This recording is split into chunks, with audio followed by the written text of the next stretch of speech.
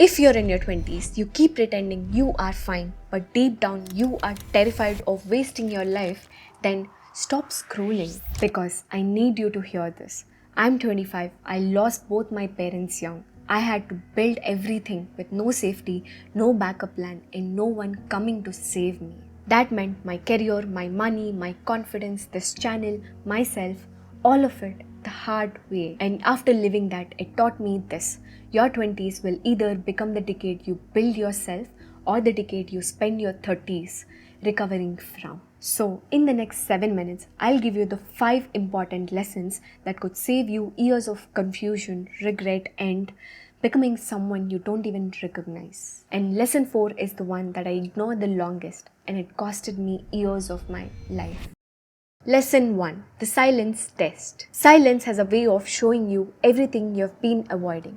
That's why most people run from it. They stay in the wrong relationships, they keep busy, they distract, they scroll, anything to avoid sitting with themselves. I did all of that because I was ashamed of who I was when no one was around. I needed other people just to feel okay in my life. That's not connection, that's dependency, and it'll keep you stuck for a really long time. Understand that silence is where you finally meet with yourself. Living alone in a different city for about 5 years has taught me things comfort never could. It taught me discipline, responsibility. It taught me how to cry and still wake up the next day. The whole experience taught me that confidence isn't loud. Sometimes confidence is just quietly knowing I can handle this all by myself. So stop running from your own company, because the person that you keep avoiding, that's the only person who can save you. But being alone is just the start. If you don't build something in that silence, you will just stay lonely. And that's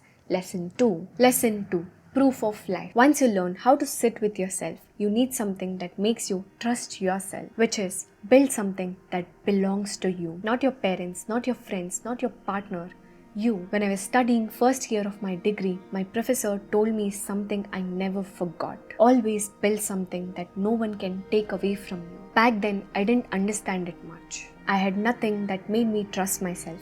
No career, no money, no confidence, less self-esteem, and no direction in my life. So I started building it step by step. My career, my finances, my channel, and the person that I am today. And that became a solid proof. Proof that I could start from zero. Proof that I could show up when life was very heavy. Proof that my life had some kind of direction. Proof I could become someone I actually respected. And you need that kind of proof in your own life too. Because when you don't build anything of your own, you depend on others to tell you who you are as a person. Their approval, their attention, their validation, that's dangerous. The moment they leave, your confidence leaves too. So build something that makes you trust yourself, because no one else can give you that kind of proof. And even with proof, most people wait years to feel ready. And that's our next lesson. Lesson 3: The Readiness Trap. This is where people lose years without realizing.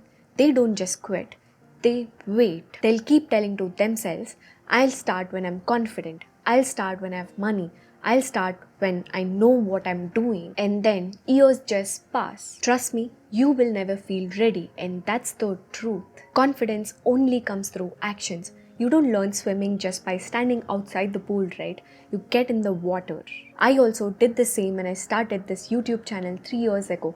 No confidence, no roadmap, no setup or anything. And I posted anyway for about 3 years.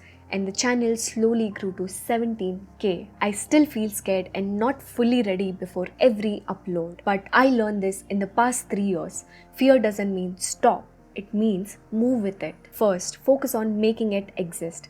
You can anyways make it better later. So start before you feel ready. Create before you feel talented or smart. Move before you feel motivated. Because your future is built in the small choices you repeat every day that nobody sees. And the longer you wait to do this, the heavier the regret becomes. Now, starting matters, but who you keep around you decides how far you go in life. And that's lesson 4. Lesson 4: The Comfortable Trap. Be careful of what starts to feel normal to you, because the people you surround yourself with shape more than your fun time, your weekends, your vacations. They shape your habits, standards, confidence, dreams, excuses, almost everything. And that's the dangerous part. The people who kept me small earlier in life didn't feel like enemies at all.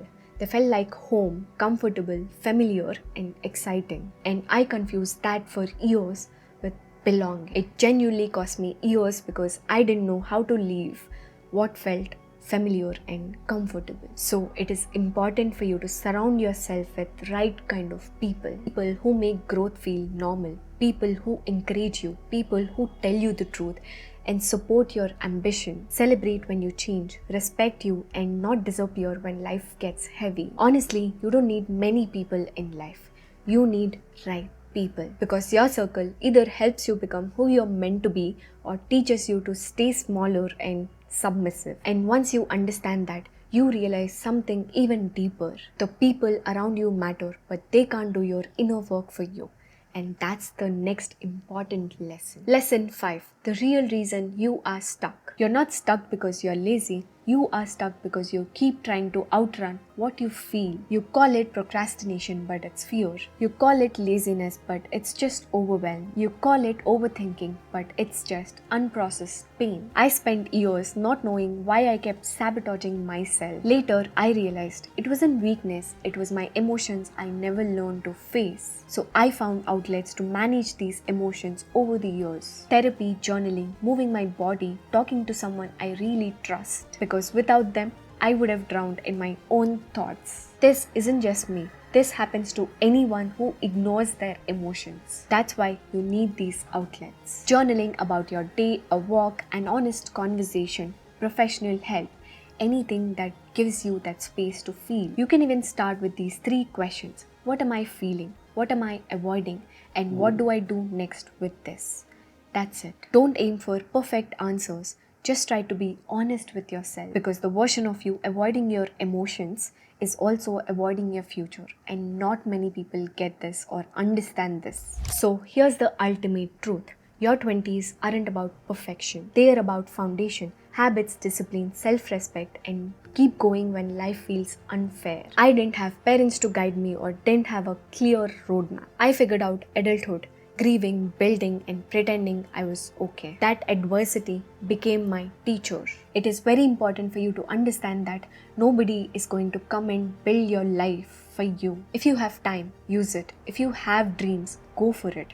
If you have people around you who are amazing, nurture them, because your life doesn't change from watching this. It changes from what you do after, the decision that you make, the step that you take, and the pattern you finally break. So come in time if you're done wasting your 20s and tell me one lesson life has taught you the hard way.